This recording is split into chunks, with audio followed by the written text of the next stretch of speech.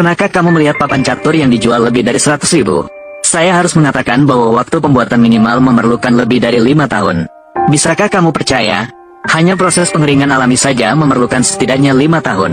Selama periode ini, perlu untuk mengamati kayu setiap hari. Juga harus menghindari jamur dan retak.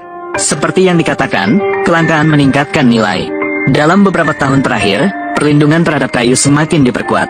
Hal ini juga menyebabkan harga papan catur meningkat setiap tahunnya. Untuk membeli, bahkan perlu memesan beberapa bulan sebelumnya. Hari ini kita akan membahas secara detail seluruh proses pembuatan papan catur. Di layar adalah bahan utama pembuatan kali ini, yaitu kayu bubuk. Kayu ini sebagian besar diangkut dari Yunan, China ke lokasi ini. Kayu yang dipilih berusia antara 300 hingga 500 tahun adalah yang terbaik. Hanya sejumlah kecil kayu yang berasal dari Jepang.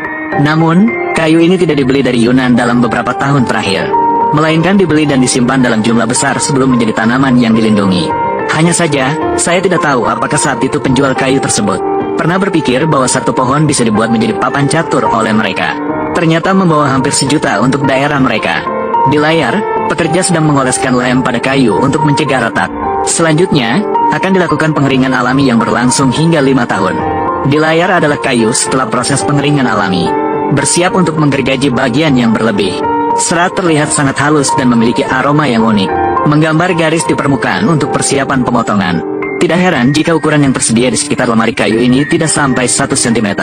Hanya bisa dikatakan bahwa tukang pemotong kayu ini sangat hebat. Pengukuran sangat tepat. Setelah permukaan mengaum, mulai melakukan pemotongan di sekelilingnya. Kecepatan pemotongan yang lambat tidak berani dipercepat sama sekali. Kemudian mulai mengaum secara manual untuk menghilangkan bekas gergaji di sekelilingnya. Harus diakui bahwa ini sangat tajam. Lapisan kayu yang mengaum bahkan lebih lembut daripada kertas. Baiklah, buang dan mari kita masuk ke tahap berikutnya. Terlihat seorang pekerja membawa 1 truk kayu hardwood.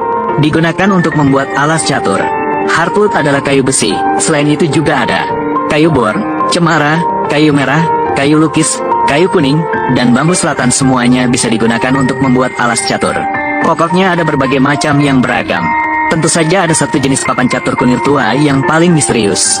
Secara keseluruhan menggunakan kayu kunir sebagai bahan utama. Saat ini seharusnya hanya ada di dalam lukisan. Di depan adalah hardwood yang telah diproses permukaannya.